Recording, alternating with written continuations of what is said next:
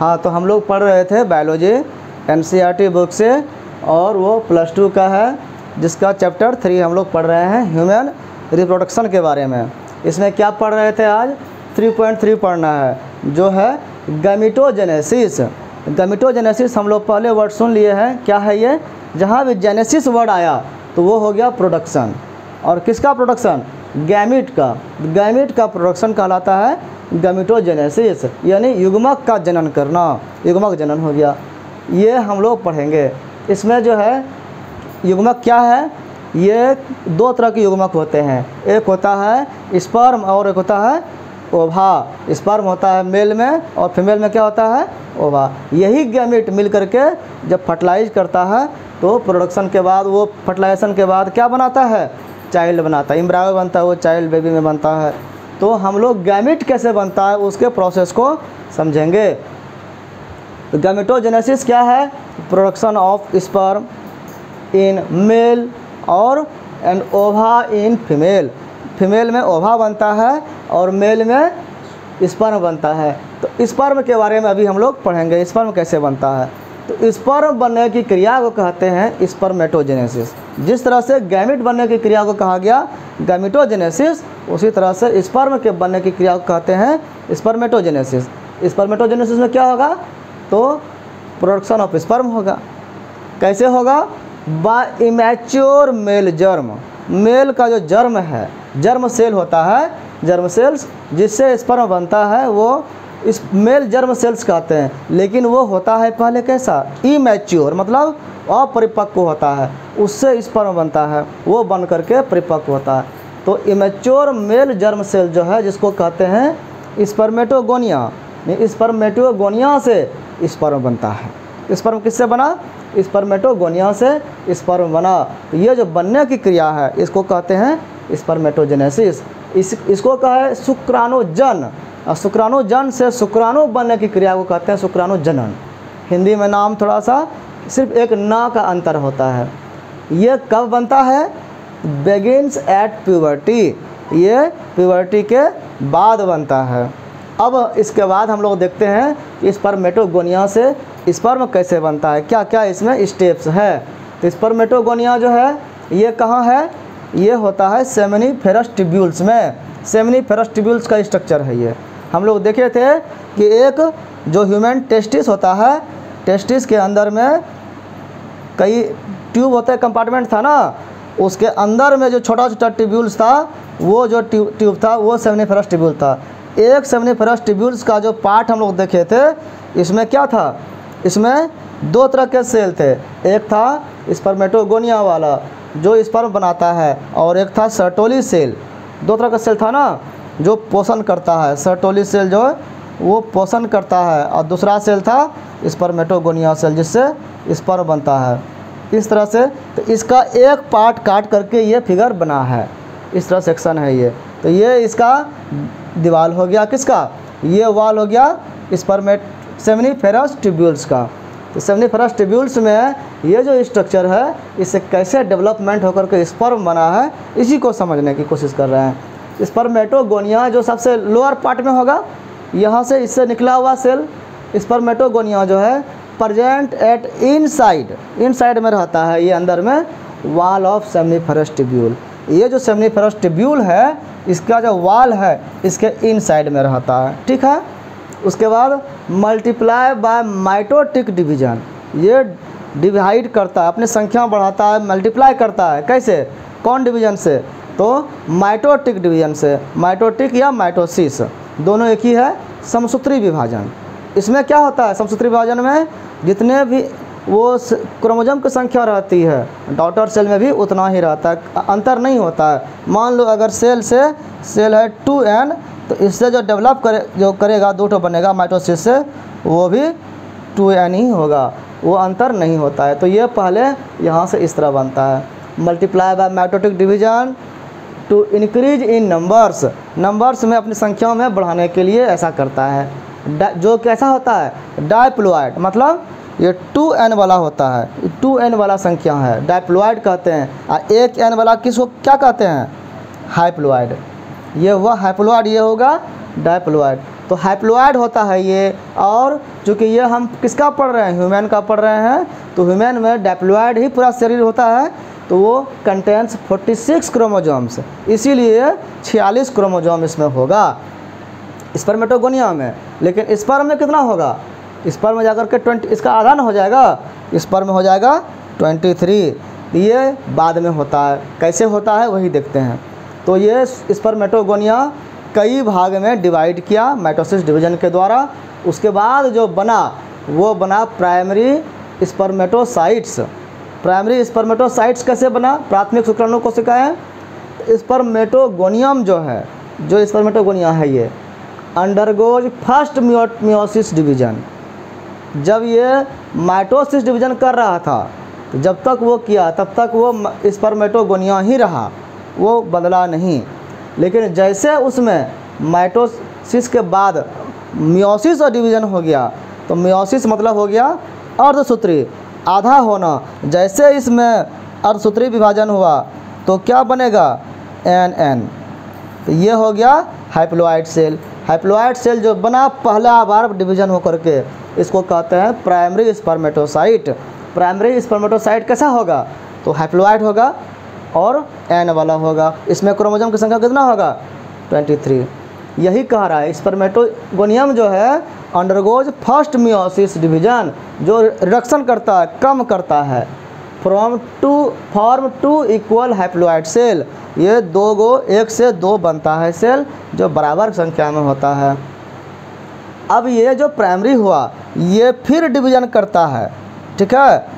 ये जो डिवीजन फिर करता है वो भी एन ही बनता है, हैप्लॉइड ही बनता है। तो यहाँ पर हो गया फर्स्ट और यहाँ हो गया सेकेंड, क्या, मियोसिस डिवीजन। यही सेकेंडरी स्पर्मेटोसाइट्स बोलते हैं इसको। हैव 23 क्रोमोजोम्स, ये भी 23 क्रोमोजोम्स रखेगा। Undergoes second meiotic division to produce 4 equal haploid spermatids. इससे जो बनेगा, ये जो 4 बनेगा, इससे भी यहाँ से बनेगा ना, तो ये 4, इसको कहेंगे स्पर्मेटिड्स। इसका नाम क्या हो जाएगा फिर, स्पर्मेटिड्स। ये जो बना, ये तो था स्पर्मेटोगोनिया, ठीक है, और ये बना प्राइमरी स्पर्मेटोसाइट्स, और ये क्या बना, सेकेंडरी स्पर्मेटोसाइट्स, और ये क्या बन गया, स्पर्मेटिड्स। शुक्राणु प्रसू हिंदी में बोलते हैं। ये जो है ये 4 इक्वल पार्ट में बनेगा, 4 गो बनेगा, और वो कैसा होगा, हैप्लॉइड होगा स्पर्मेटिड्स। अब स्पर्मेटिड्स जो है वो क्या करेगा, वो फिर ट्रांसफ़र करेगा, वो मैच्योर होगा। मैच्योर होने के बाद स्पर्मेटोजोआ बनाएगा, स्पर्म बनाएगा।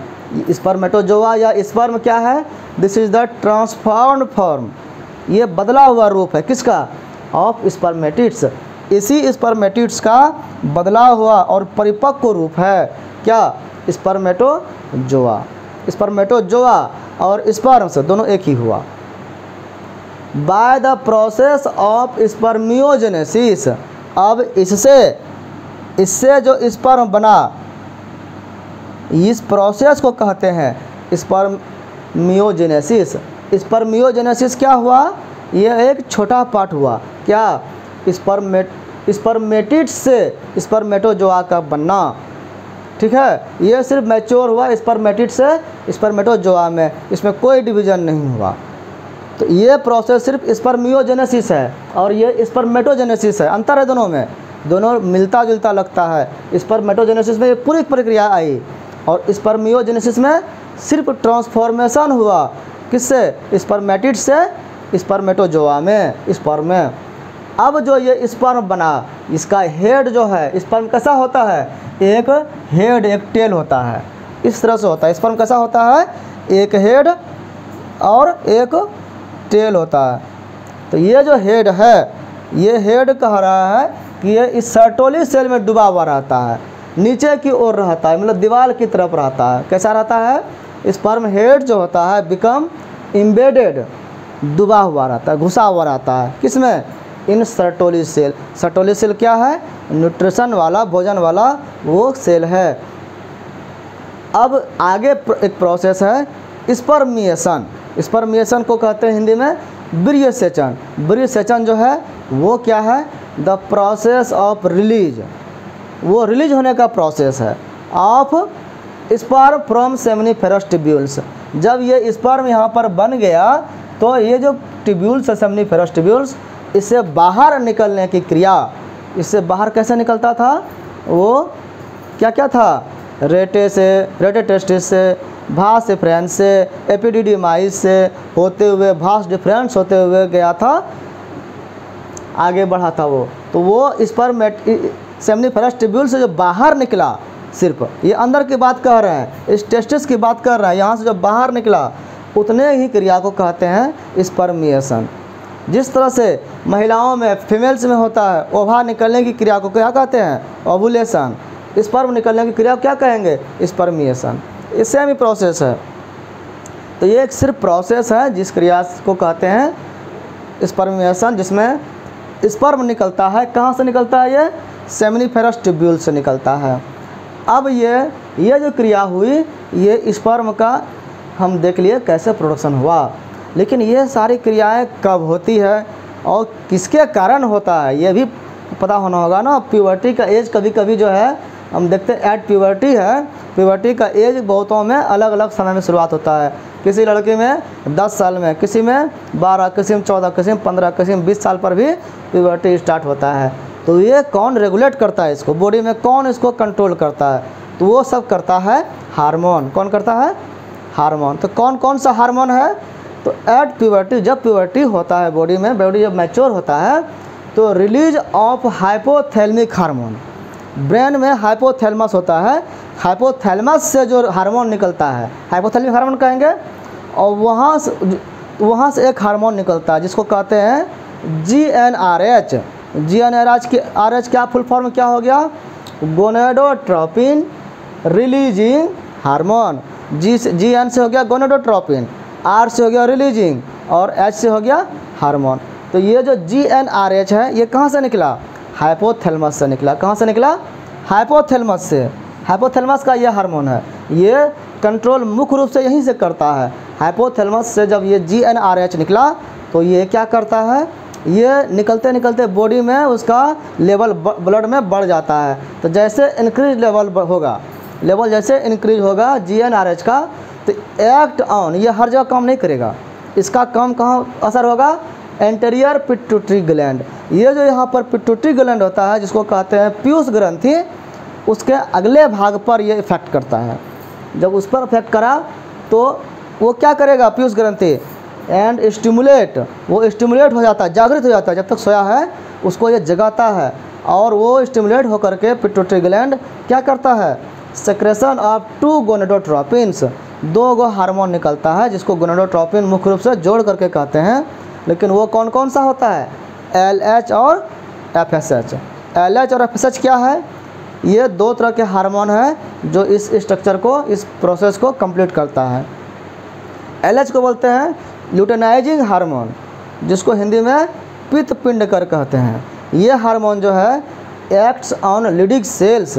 लिडिक सेल क्या था, ये जो था सेमिनिफेरस ट्यूब्यूल्स के बाहर वाला सेल, इसके बीच में लिडिक सेल था ना, उस सेल का पर ये काम करता है। ये लिडिक सेल कहाँ था, टेस्टिस में था मेल में, तो यह उस पर काम करेगा। और लिडिक सेल जब एक्टिवेट होगा तो वो सेक्रेशन ऑफ एंड्रोजन हार्मोन जो लिडिक सेल से बनता था, वो अपने मन से नहीं बनाता था, उसको बनाने के लिए कहा जाता था। कौन कहता था, LH को किसने कहा, GnRH ने। तो ये प्रोसेस माइंड से, ब्रेन से कंट्रोल पूरा बॉडी कैसे होता है वो हम लोग देख रहे हैं। तो ब्रेन से GnRH निकला, वो पिट्यूटरी ग्लैंड पर कार्य किया। पिट्यूटरी ग्लैंड जो है 2 तरह के हार्मोन निकाला, LH और FSH। LH जा करके लिडिक सेल जो टेस्टिस में है उसको एक्टिवेट किया, और उसको एक्टिवेट करने के बाद एंड्रोजन हार्मोन निकला। एंड्रोजन हार्मोन जब निकला, जिसको पुंजन बोलते हैं, वो क्या करता है, stimulate the process of spermatogenesis. तो ये जो स्पर्मेटोजेनेसिस का प्रोसेस है वो एंड्रोजन करता है। तो कितना लंबा सर्किल है, कितना लंबे चैनल में काम कर रहा है। अगर ये चैनल में कोई भी हार्मोन काम नहीं करेगा या इनएक्टिवेट रहेगा तो फिर वो ये सारा व्यवस्था कंप्लीट नहीं हो पाएगा। अगला है FSH। FSH का फुल फॉर्म क्या हुआ, फॉलिकुल स्टिमुलेटिंग हार्मोन। मतलब पुटकोदीपक हार्मोन, इसमें फॉलिकुल का कैसे उद्दीपन होता है, स्टिमुलेटिंग होता है वो दिख रहा। तो एक्ट्स ऑन, ये हार्मोन जो है सर्टोली सेल पर कार्य करता है। सर्टोली सेल कहाँ है, ये इसके अंदर है, मतलब कुछ वो एंडोजन का हार्मोन एलएच जो है इसके बाहर काम किया और सर्टोली सेल अंदर में है, इस पर एफएसएच काम किया। And stimulate the secretion of some factors, कुछ फैक्टर यहाँ अंदर में जो प्रोसेस जो स्पर्म का बनने का क्रिया है उस पर वो एक फैक्टर के रूप में कार्य करता है to help in the process of spermatogenesis, sperm के बनने की क्रिया को कंट्रोल करता है। मोटा मोटी हम लोग ये समझ सकते हैं। इस तरह से हम लोग देखें कि गैमेटोजेनेसिस में जो भी गैमेट बनने की क्रिया होती है वो हार्मोनल बैलेंस के द्वारा कंट्रोल किया जाता है।